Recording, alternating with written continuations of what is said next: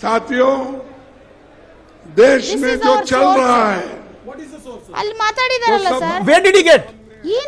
where did he get? Madam ನಿಮಗೆ ಒಂದು ಮಾಹಿತಿ ನಿಮ್ಮ ಬಾತ್ಮೀದಾರರು ಕೊಡ್ತಾರೆ, ಆನ್ ದ ಗ್ರೌಂಡ್ ರಿಪೋರ್ಟ್ಸ್ ಕೊಡ್ತಾರೆ.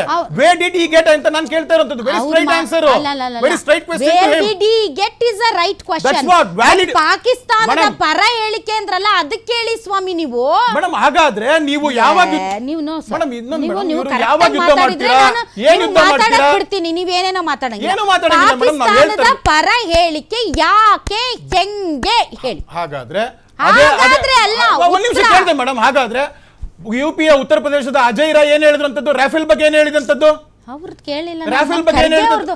ನಮ್ಮ ರಾಜ್ಯದ ಖರ್ಗೆ ಅವರು ಹೇಳಿರೋದು ಪಾಕಿಸ್ತಾನ ಪರ ಹೇಳಿಕೆ ಹೆಂಗಾಗುತ್ತೆ ಅದನ್ನ ಹೇಳಿ ಮೇಡಮ್. ಅವರು ಹಾಗಾದ್ರೆ ಟ್ವೀಟ್ ಬೇಸಿಕಲಿ ಬಿಜೆಪಿ ಅವರ ಪ್ರಾಬ್ಲಮ್ ಇದೆ ಸರ್. ನಮ್ಮ ದೇಶದಲ್ಲಿ ಆತಂಕವಾದಿಗಳ ಬಗ್ಗೆ ಹೇಳಿಕೆ ಕೊಡೋದು ಒಂದು ಅಪರಾಧ.